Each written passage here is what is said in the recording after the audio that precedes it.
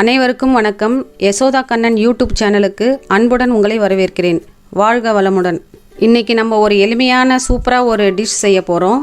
பெரும்பாலும் சக்கரை பொங்கலுக்கு தண்ணி யூஸ் பண்ணுவோம். அதற்கு பதிலாக பால் யூஸ் பண்ணி எப்படி செய்கிறதுன்னு இப்போ பார்க்கலாம்.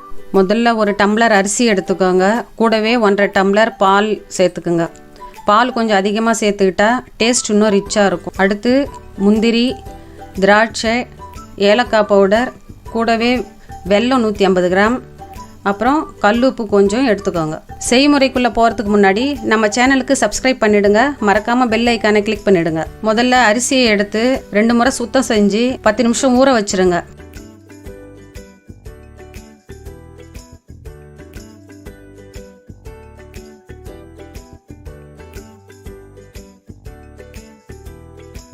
அப்புறம் ஒரு பாத்திரத்தில் நம்ம எடுத்து வச்சிருக்க வெல்லத்தை சேர்த்து கொஞ்சம் தண்ணி விட்டு கொஞ்சம் கொதிக்க விட்டுருங்க.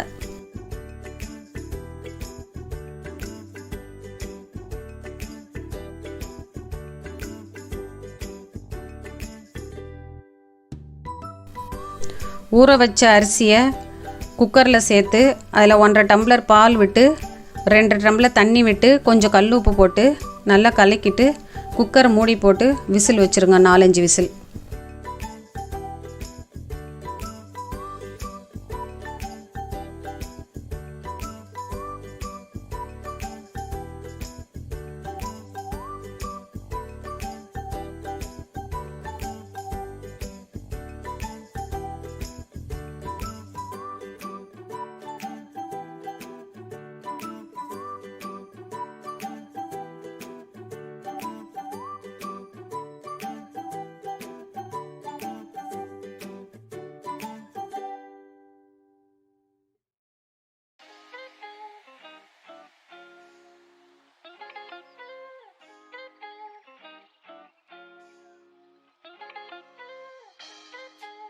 வெள்ளை கரைசல் கொதித்த உடனே கேஸ் ஆஃப் பண்ணிவிடுவோம்.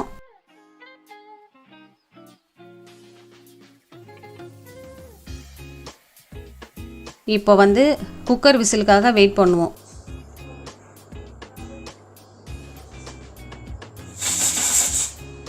குக்கர் விசில் வந்துடுச்சு. இப்போ இந்த ஸ்டீம் கொஞ்சம் ஆறட்டும். அது வரைக்கும் கொஞ்சம் வெயிட் பண்ணலாம். இப்போது குக்கர் அப்படியே இருக்கட்டும். தாளிக்கிற கடாயில் 3 ஸ்பூன் நெய் விட்டு தேவையான அளவு முந்திரி, திராட்சை சேர்த்து கோல்டு கலர் ஆகிற வரைக்கும் ஃப்ரை பண்ணிக்கலாம்.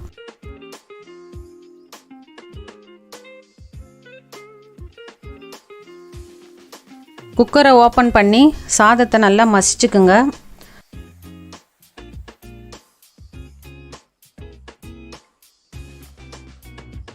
வெள்ளை கரைசல்லாம் மண் இருக்கும். அதனால் அதை ஃபில்ட்ரு பண்ணிவிட்டு வறுத்து வச்சுருக்க முந்திரி, திராட்சையை அதில் கலந்துக்குங்க.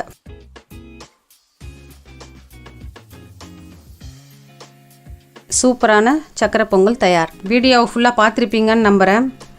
வீட்டில் ட்ரை பண்ணி பார்த்துட்டு கமெண்ட்ஸில் சொல்லுங்கள். வீடியோ பிடிச்சிருந்தா லைக் பண்ணுங்கள்.